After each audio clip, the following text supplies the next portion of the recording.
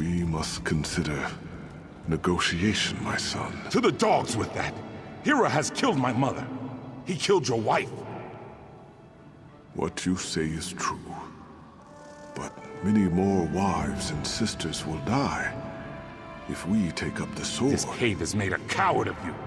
We must fight! To choose for oneself is simple. To choose for a nation is hard. The heaviest blade is as a feather compared to the trust of one's people.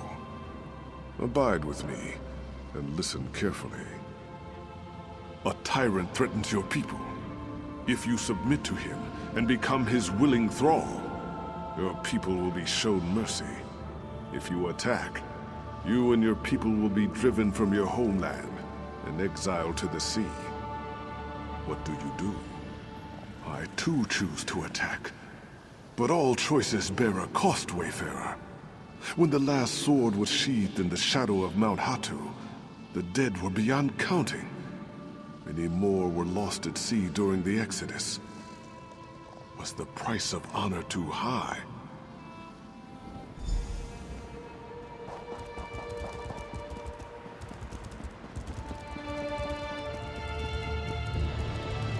I spent my early years as a maiden of the spirit. As early as I remember. Great heroes often carry the greatest regrets. They lie buried in the sand with the bones and broken blades, hidden, forgotten. I had many stories to pass on, but only one is known. Hearken to me. You have won a great battle and covered yourself in glory. But you are gravely wounded. A magical memory stone will allow you to record your last thoughts. Do you think of the battle recording history? Or do you immortalize your beloved family? Family is paramount, yes. But are not all Redguards bound by blood? In immortalizing your own family, you may have robbed a civilization of one of its greatest glories. The price of legend is high. The battle is celebrated, but my family is lost.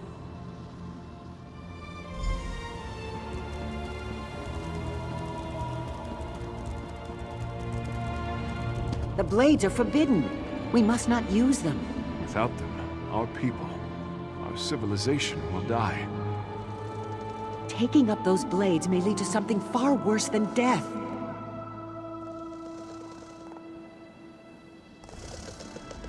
All choices exact a toll, Wayfarer. Some are trivial, but some linger for generations. I was forced to drink from a bitter cup in my time, and all Redguards had paid the price. I wonder if you would have made the same choice. Giant goblins, beasts thought conquered by Divad, have returned. The fight goes poorly. You know the location of powerful magicked blades. They are dangerous. They were hidden for a reason. Do you seek out the blades, or fight on without them? I acted as you would. We chose the blades and destroyed the beasts. But as a result, the Shahai, or spirit swords, were forever destroyed. Centuries of wondrous tradition was snuffed out. I must bear that weight always.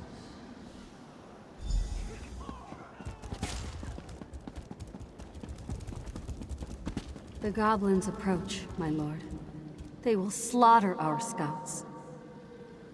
We must hold this pass or the war is lost. Their sacrifice will be remembered always. Many of our noblest warriors will be slain. How can you turn your back to them? A goat will run if you strike it. A jackal may bite if you give chase. Only man can choose to do nothing. The path of restraint is often the hardest. I pose to you a question, one that still haunts me. You are a scout for a great army, perched on a mountainside. In the pass below, a band of enemy soldiers slowly approach the position of your dearest friend. Do you abandon your post to help your friend, or do you remain hidden to report the attack? Yes, your friend may die if you do not render aid. But if you fail to report the assault, is not the entire army put at risk? How many men could lose their lives for this one soldier? One's loyalties are truly put to the test.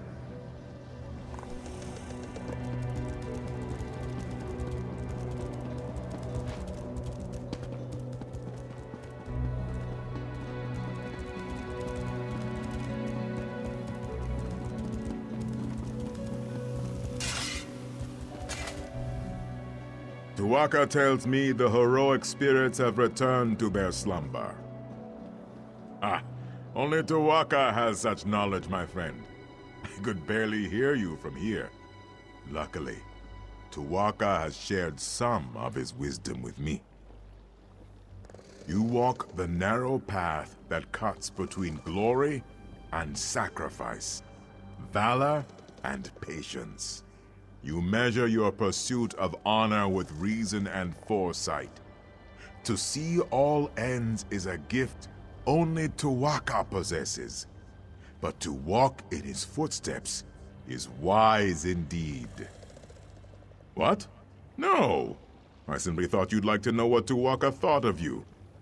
He is an excellent judge of character. No. The real lesson of these heroes is that legend always carries a price. You must be prepared to pay that toll when it comes. Tuwaka extends his hand. You need only enter the portal, and you will be transported back to the desert below.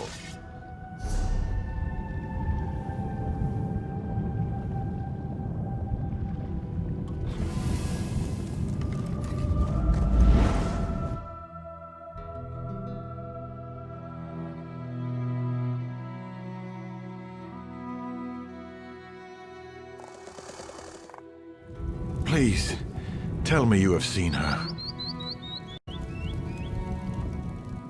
Shiri, the scholar's apprentice. Have you seen her? She had the ancient text from the Withered Hand necromancer at Tava's Blessing. She was supposed to go back to Bergama, but she never made it. We knew Shiri believed the Third Ward was here, and that you came this way, so we were hoping. Alas, there is one other place she might be, but I am too weak to make the journey.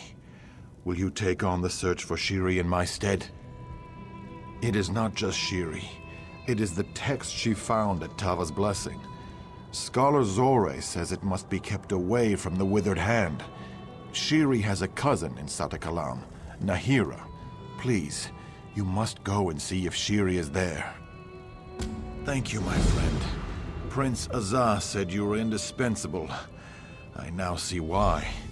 You do an old soldier a great favor by helping. I hope Shiri is not hurt, and even more so, I hope that text has not been taken again by the Withered Hand. I was beset by many troubles on the journey from Tava's Blessing. Scorpions, Dune Rippers, and then, not far from here, I was ambushed by the Withered Hand. I managed to kill the dirty dogs, but not before they had hurt me pretty good.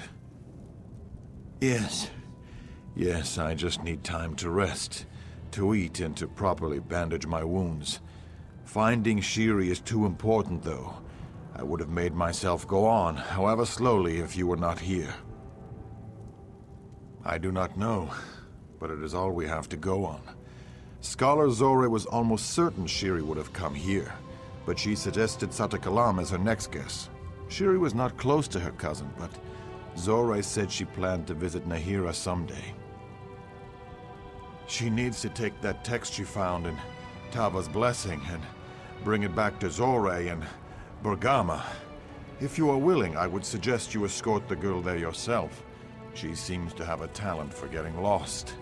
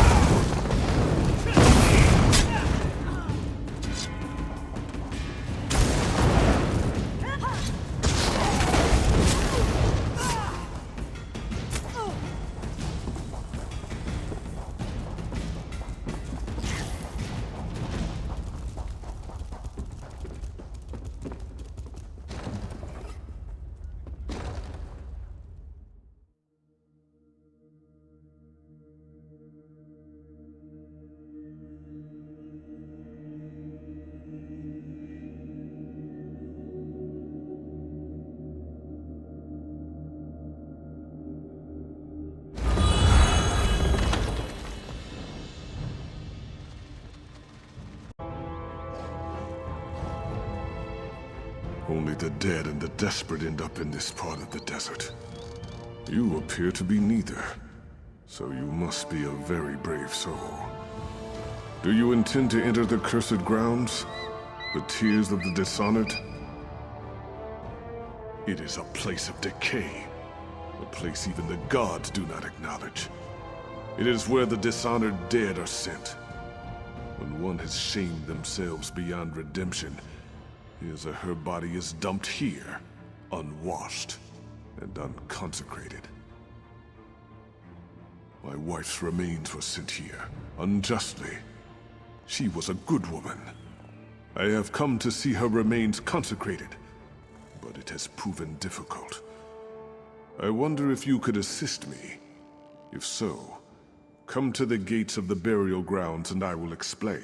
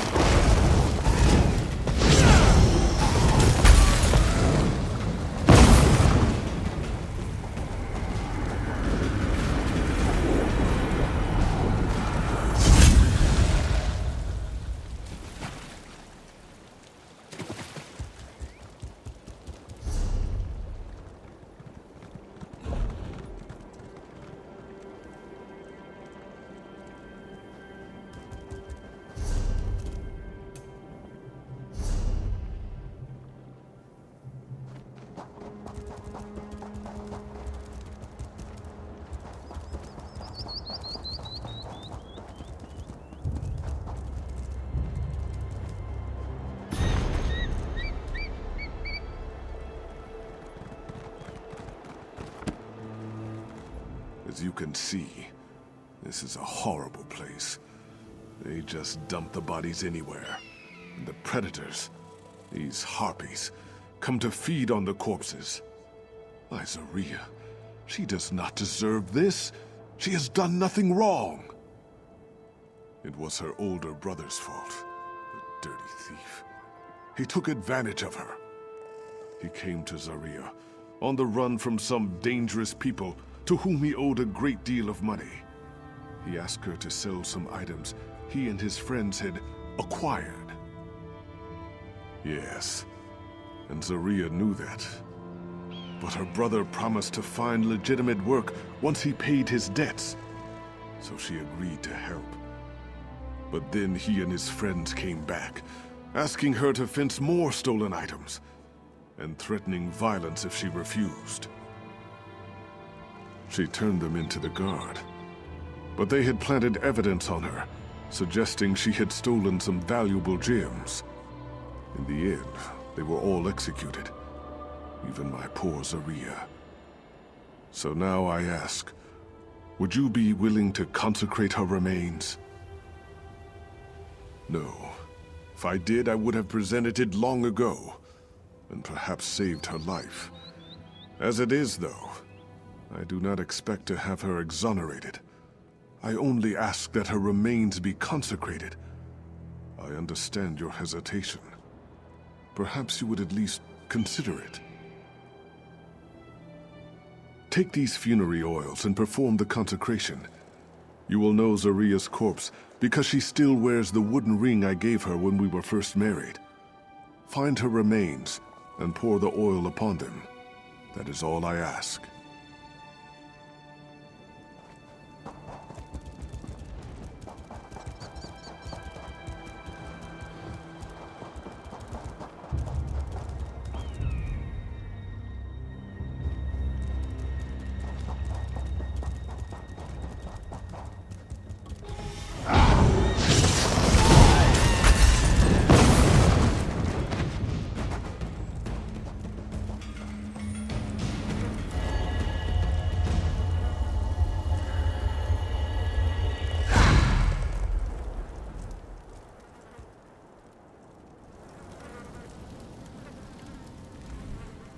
If you have come to search my remains for the gems I was accused of stealing, then you are both a coward and a fool. You will not find the gems here. Only the corpse of a good woman who did not deserve this dishonor. No, wait! Please do not. It is sweet of Darius to try to do this for me, but I am not ready to go to the far shores. My body was dumped here for a crime I did not commit, and I would see myself exonerated before I rest. I do. The fiends who did this to me, my brother and his friends, their remains are here too. They framed me for stealing valuable gems, but the truth was that they swallowed the gems. They died with the proof of my innocence in their guts. Yes, as the corpses of the dirty dogs have decomposed, the gems have been exposed. If you would recover these gems, that would prove my innocence. You would allow these smug bastards to get away with it? I suppose they paid for their crimes already, didn't they? I am grateful that my sweet Darius cared enough to come and consecrate my remains. I suppose this is enough.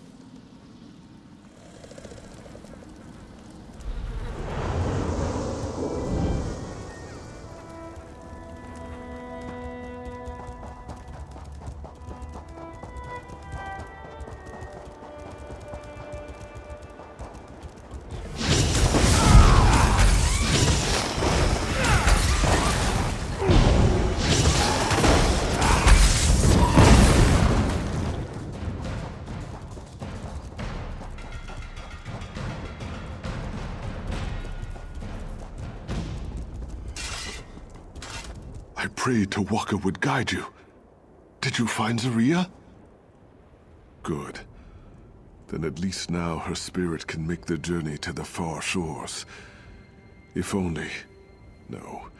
It does no good to dwell on what might have been. This is enough. Thank you. Thank you for consecrating my sweet Zaria.